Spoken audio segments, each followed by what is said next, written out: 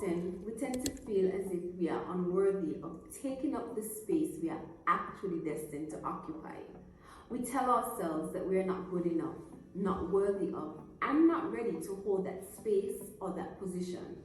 The truth is that we often convince ourselves that this feeling of unworthiness is the truth about who we are, because that has been spoken over our lives for so many years. Time to re-examine. There's one thing I have learned in my life that moves me to action every time. Once I am convicted in my heart that I am on the path that I need to be on, no one or nothing can distract me from the path.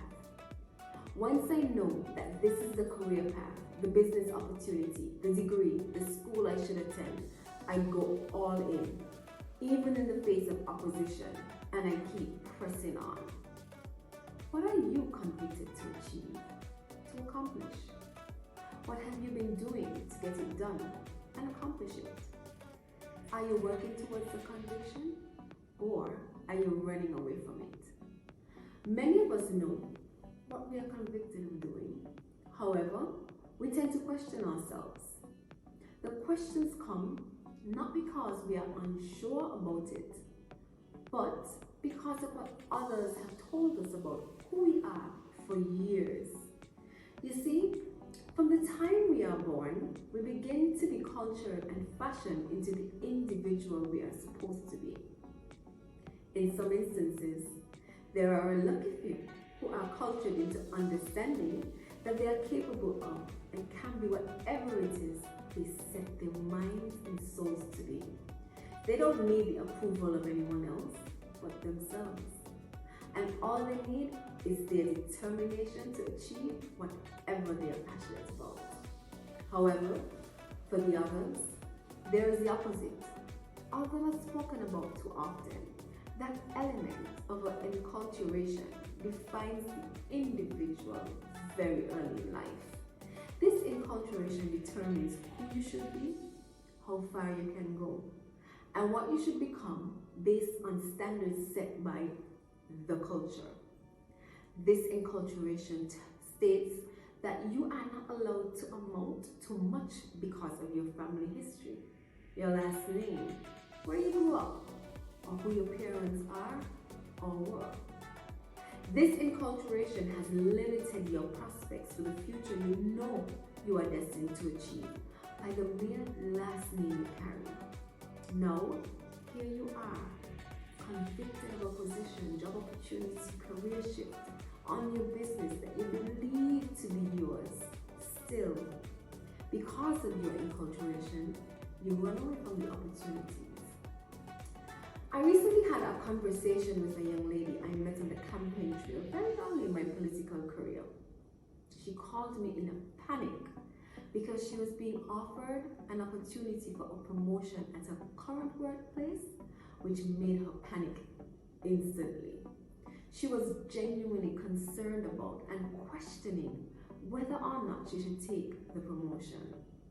Now, this young lady is a brilliant young lady, committed to achieving greatness, have been working in overdrive since a very young age to change her circumstances in life. She is pursuing a bachelor's in the field she is working in because she believes it to be where she's supposed to be.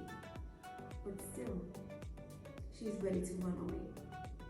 You see, she grew up in one of those families where she was enculturated to believe that because of who she is, who her parents were, her grandparents, whom she chooses to be now, she should settle for less than she truly is and be happy with just having a job.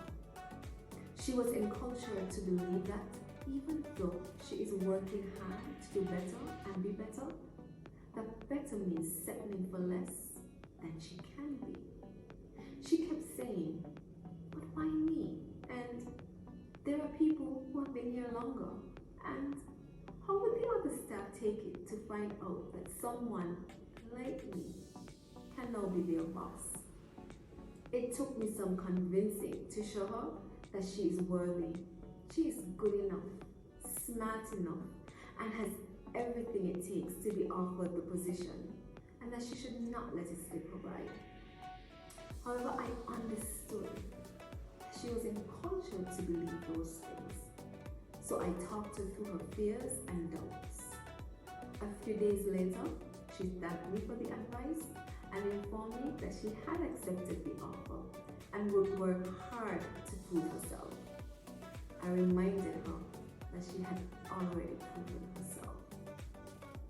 This is an example of an individual who was encultured to believe that a promotion offered to her was for the time because of what the culture decided for her before she was even born.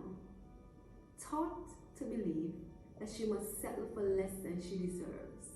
She already feels convicted to be because of where she is from. How many of you can relate? How many of you have already turned down opportunities or run away from them because you have convinced yourself that you are not worthy? How many of you have not started that new business because you convinced yourself that you wouldn't be able to make it a successful business? Is it that you can't? Or have you been encultured to believe it to be so? It is time to re-examine and look at who you are from a different set of lenses. Stop allowing the culture or others to determine what you can or cannot do, or who you can or cannot be. You already have the conviction and belief in your heart that this is the career path, the position, and the business you should be working towards. So go after it. We are on the brink of a new year. A new year calls for a new and refreshed mind and a new and fresh you. Don't allow this new year to start without changing the lenses to which you view yourself and making a new start.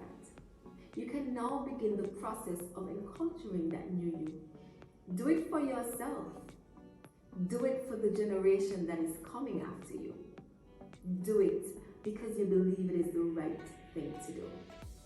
So start looking at yourself differently and start recognizing where the culture is causing you to think one way when you know that you are so much more. Until next time, re-examine you and the way that you were cultured to believe who you are and change that. Bye.